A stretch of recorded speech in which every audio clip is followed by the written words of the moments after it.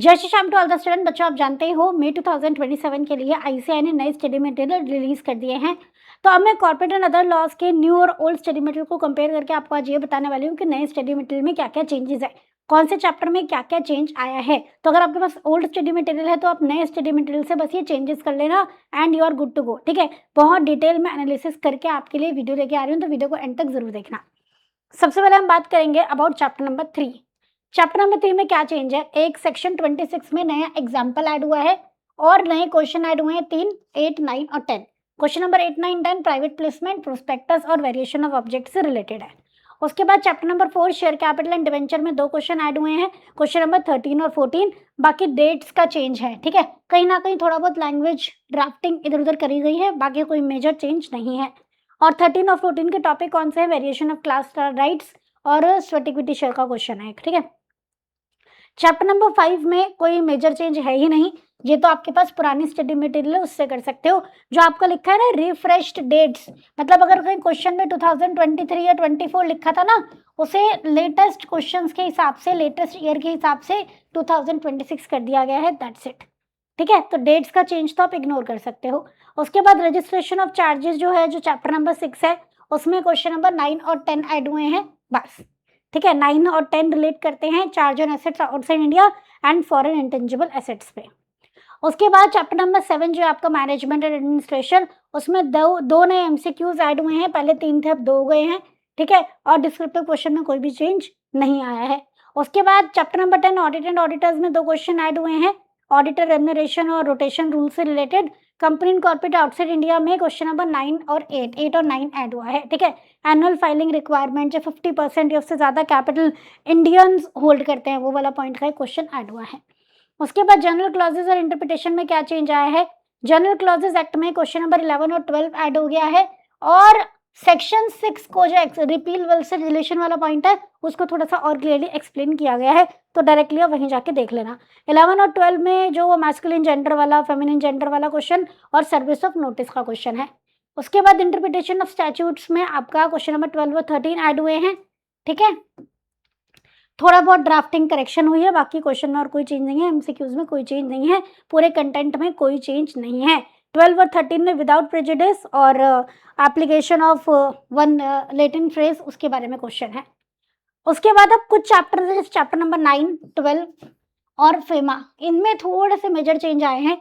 और मैं एक चीज और बता दूं, जो भी अमेंडमेंट थी ना चैप्टर 9 से रिलेटेड थी मेजर, वो सारी इनकॉर्पोरेट कर दी गई हैं आपके नए स्टडी मटेरियल में। तो अगर आप नए स्टडी मटेरियल फॉलो कर रहे हो तो आपको टेंशन लेने की जरूरत नहीं है, सारी अमेंडमेंट उसमें कवर हो गई हैं। अब आ जाओ accounts of company, chapter number 9 जो है। ठीक है, अब जो पुराने एक्सबीआरएल के क्वेश्चन थे वो कंप्लीटली रिमूव कर दिए गए हैं, वो है ही नहीं। ठीक है, और नए थ्योरी क्वेश्चन आए हैं 3, 8, 9 और 10।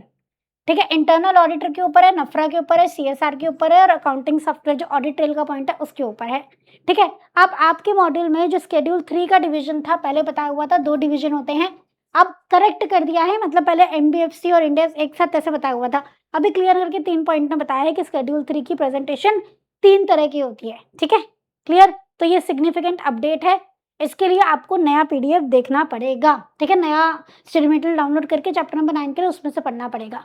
उसके बाद जो आपका चैप्टर नंबर 12 है एलएलपी, तो उसमें 5 जो पुराने एमसीक्यूज कंप्लीटली रिमूव कर दिए गए हैं और 3 केस बेस्ड एमसीक्यू लेके आए हैं। उसमें ना 5 एमसीक्यूज थे नॉर्मल वाले।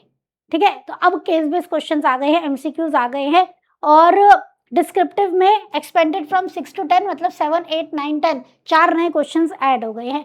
क्या टॉपिक है? एलएलपी का नेम, पार्टनर्स के पर्टिकुलर, स्मॉल एलएलपी और नेम रिजर्वेशन के ऊपर आपका क्वेश्चन है।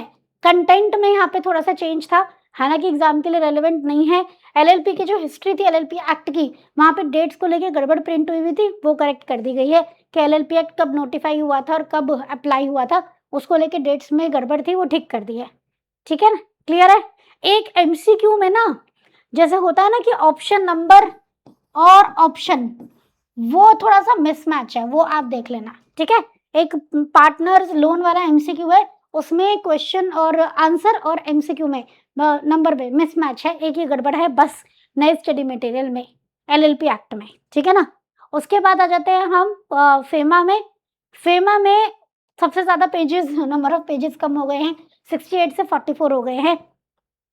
ओल्ड फाइल में बहुत सारे अनरिलेटेड केस स्टडीज़ थे, तो अब फेमा में कम क्वेश्चंस हैं, जो शॉर्टर उसकी पीडीएफ है और एडिशनल क्वेश्चंस आए हैं क्वेश्चन नंबर 8 और 9। मेन तो काम की बात ये है, ठीक है? और रेजिडेंशियल स्टेटस की इलस्ट्रेशंस को थोड़ा-सा मॉडिफाइड फॉर्म में आपको और करेक्टली, क्लियरली समझा दिया गया है और डेट चेंज हो गई हैं। ड्राफ्टिंग एरर्स अगर कहीं थे, कंटेंट में एरर नहीं थे, समझाने का तरीका थोड़ा-सा और अच्छा है इन न्यू स्टडी मटेरियल। कोई पॉइंट अगर एक ही मतलब अगर 2 बातें एक ही लाइन में मिक्स करके लिखी हुई हैं, न्यू स्टडी मटेरियल में उसको थोड़ा-सा इलैबोरेट करके बताया है कुछ-कुछ जगह पे। मेजर कंटेंट में एज़ सच कोई चेंज नहीं है। क्लियर है? ये बात आपको समझ में आ गई? तो नया पीडीएफ आप डाउनलोड करके फिर पढ़ना। ये मेरा सजेशन है फेमा के लिए, चैप्टर 9 के लिए और आपके एलएलपी के लिए।